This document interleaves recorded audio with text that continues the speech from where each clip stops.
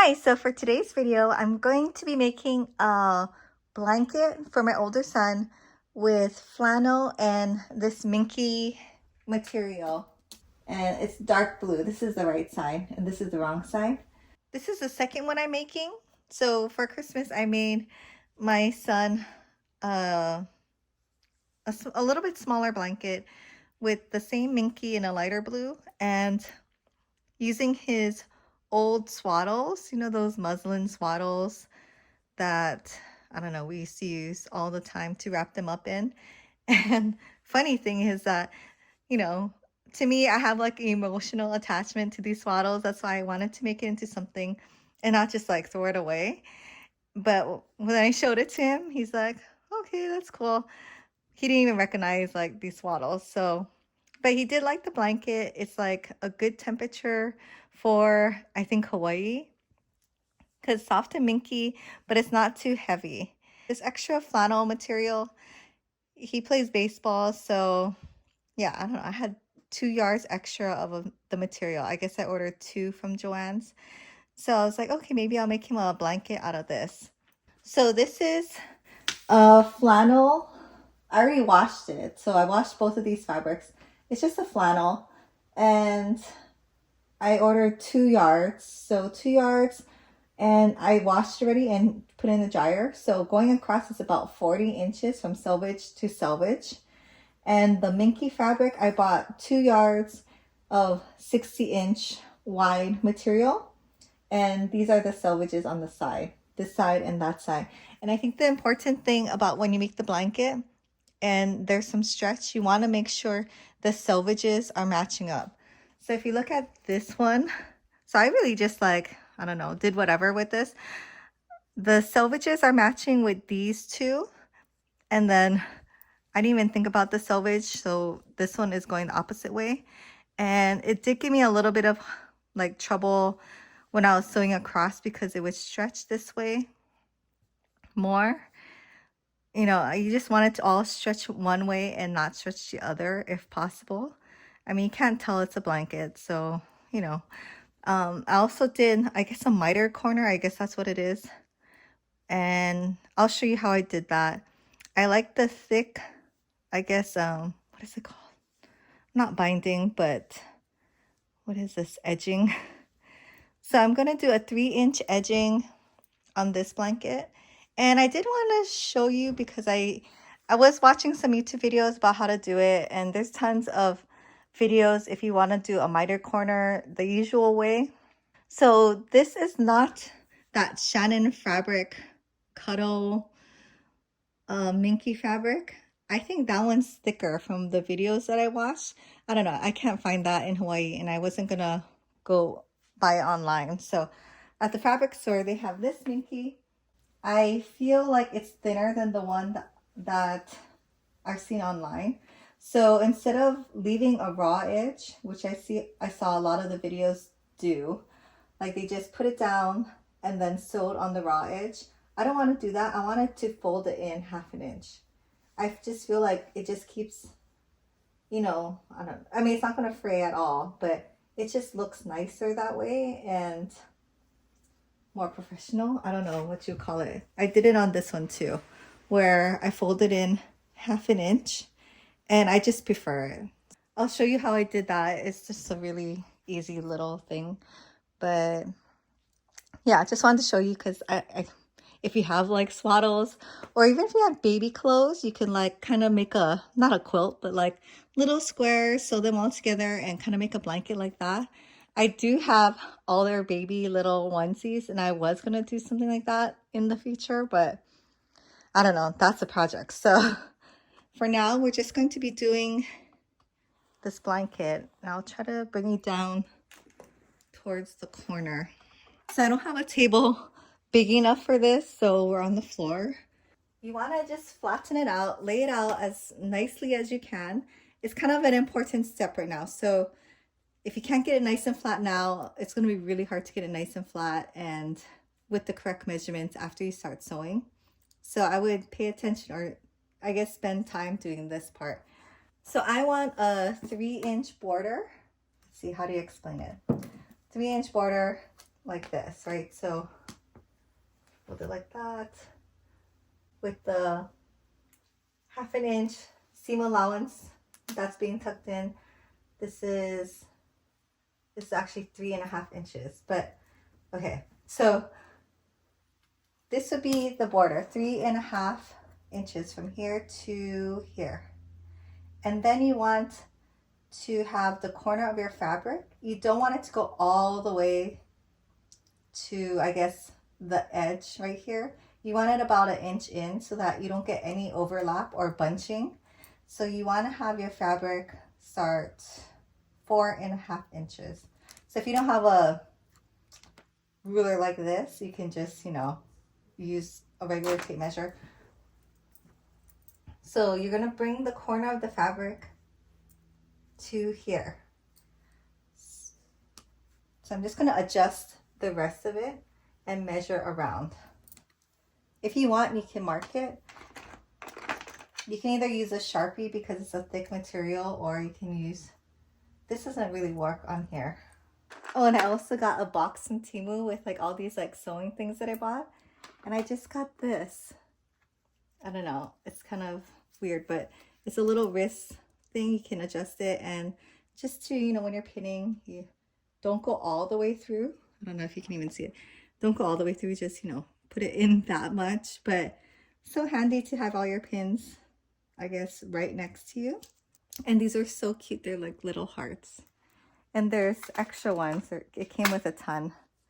I also, so I like, I don't know why, but it's kind of funny to like use like these old school boxes. It just really reminds me of like my grandma and my mom, how they use these things.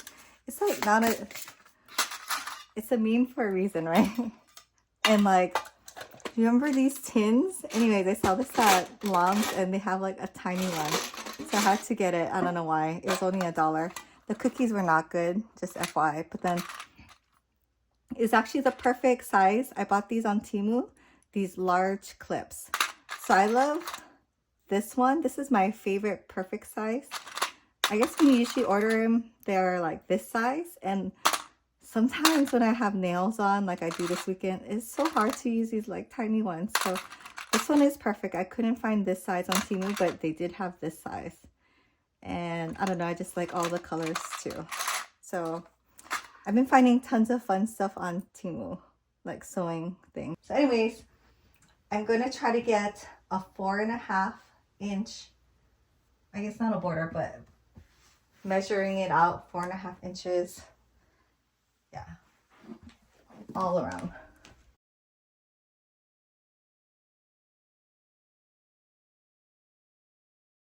Okay, so I'm gonna go ahead and cut my fabric. I did not cut it yet, so I have a bunch extra on the top. And so I'm gonna cut it so it's 4.5 inches in. I'm gonna cut 4.5 inches this from here all the way across.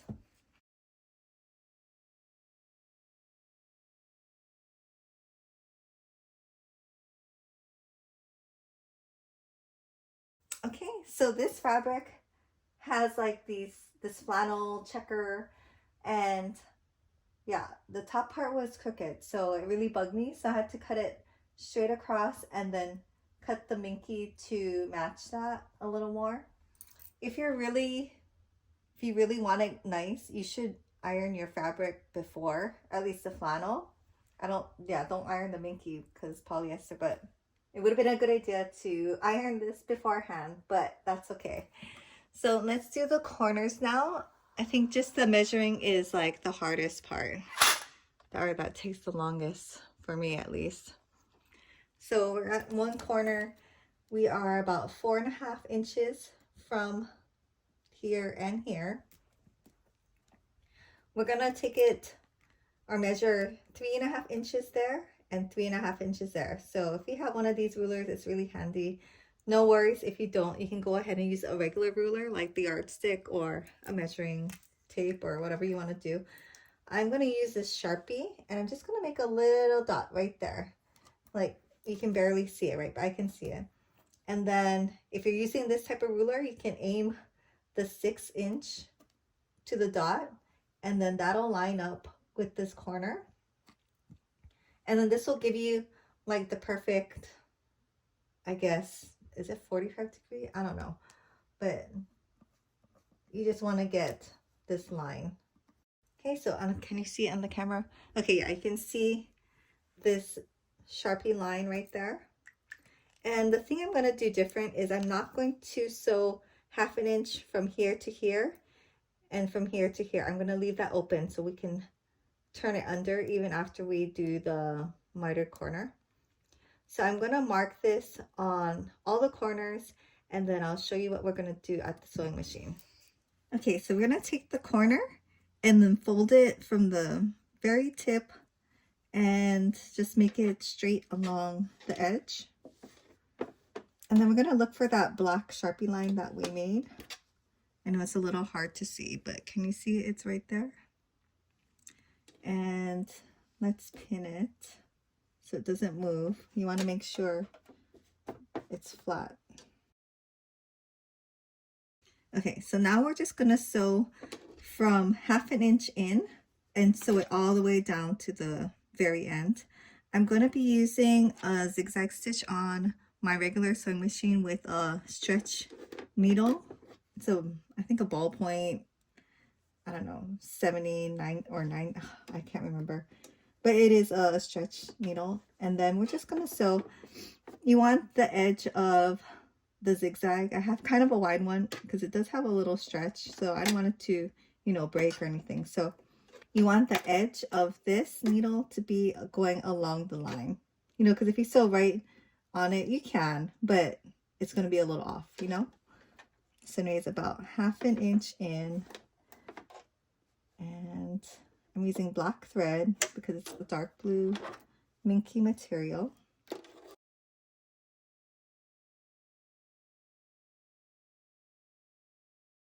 So there's the seam. Go ahead and cut the threads. And yeah, you can see I didn't start all the way because we're going to need that opening. Just like to snip all my threads. I have this little handy Daiso drawer thing down there, so I can throw all my threads in there. So I'm just going to do that for all the corners. Oh, another thing is I will trim it up. So I'm going to make sure not to cut anything else, but I'm going to cut this bulk off. I'm going to keep about 1/2 inch or 5/8 maybe of an inch. I wouldn't go really close, and I wouldn't leave a ton either. So that amount is good. So yeah, just going to do this for the other 3 corners and then go back to the floor.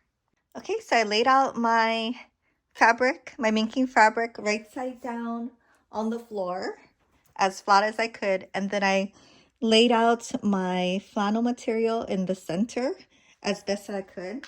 I would, like, because this material is, like, has a pattern where you can really tell if it's, you know, crooked or not, I would measure. Otherwise, I would just put it in the center. So ideally, right, this should be 4.5 inches from the bottom. It's kind of hard to measure from the corner because it's already tucked in. Okay, so my blanket is centered, and I'm going to take you just a little lower and show you what I'm going to do. The main thing is that it's centered and it's not overlapping in the corner, like right in the corner. You don't want it to be bunching up or this flannel part overlapping. You want there to be a little bit of space, which there is, so that's good. So this is the mitered corner with 1/2 inch out, and that's going to be perfect for turning it under. So right now I'm just going to do maybe this side and this side. I'm going to pin first. If you want, you can pin the whole thing all together. It'll be a lot of pins. So I don't know, I would start maybe a short side and a long side first. So you're going to fold it up 3.5 inches. If it's a little more, it's fine, you know, like things stretch while you're sewing. Just try to get it as even as possible. It's 3.5 here, 3.5 there. Okay, and then we're just going to, I like to start from the middle just because things get a little like weird at the end. I'm going to fold under 1/2 inch and pin it.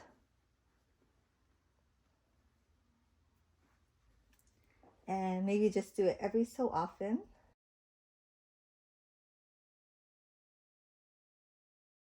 Okay, and so when you get to the corner,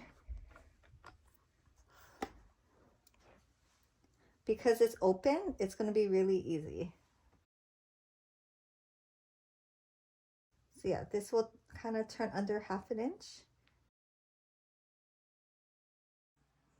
Okay, I ended up pinning the whole thing because I was having trouble getting it to line up equally on the side or around the whole border. So I just wanted to pin it all, get it all set, and now I'm just gonna have to sew it very carefully and try not to get poked.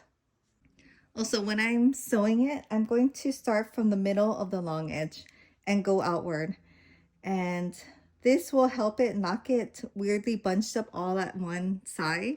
Like if you start from one side and then the material stretches or something, then it's going to be super uneven on the very end. This kind of helps it even out. So even if there is some kind of like bunchiness or unevenness, it's minimized. Okay, so I'm going to go from the middle to the corner on my widest zigzag and a 4mm stitch, and I'm going to try to get it all the way so that the edge of the material lines up with this edge of the presser foot so that I can catch that 1/2 inch fold over that I did.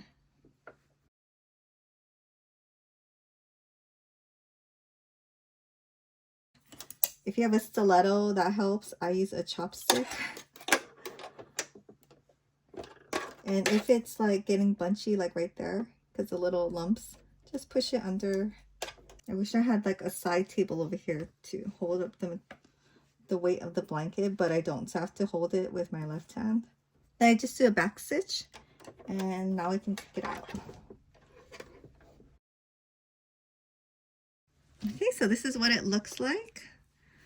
I use black thread, but you really can't see it after, you know, it gets kind of eaten up by the Minky. So, and it caught all the seam, or what do you call it, the turn under. So that's good. And then this is the back side. You can kind of see the zigzag, but I mean, really, I don't know. It's not that noticeable. And this doesn't have a lot of stretch because the flannel doesn't have stretch, but the zigzag stitch will hold up. I also like to do it in pieces like that just because say you do pop a seam somewhere, it just will affect one area instead of like, you know, the whole thing. So now I will do the other, I'll go back to the middle and go down to the other side, which is a little more tricky just because you have to tuck in more fabric underneath your arm and trying not to get poked. So yeah, you just have to shove it all underneath and go all the way to the other side. It's kind of a pain, but it'll be worth it in the end. So I'll go ahead and finish this up and I'll show you the finished blanket at the end. Actually, instead of shoving all the stuff on that side, I think I'm gonna line it up so my right presser foot, or right side of my presser foot, lines up with the edging of that seam. You're still gonna have to kind of shove it in there, but I guess it'll be a little easier.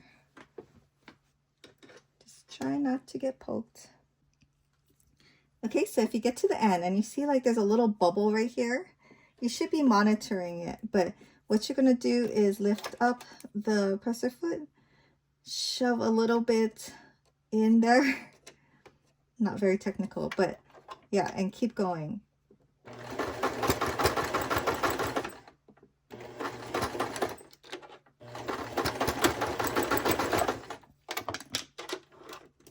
And I found that's the easiest way to get rid of any wonky things that are going on.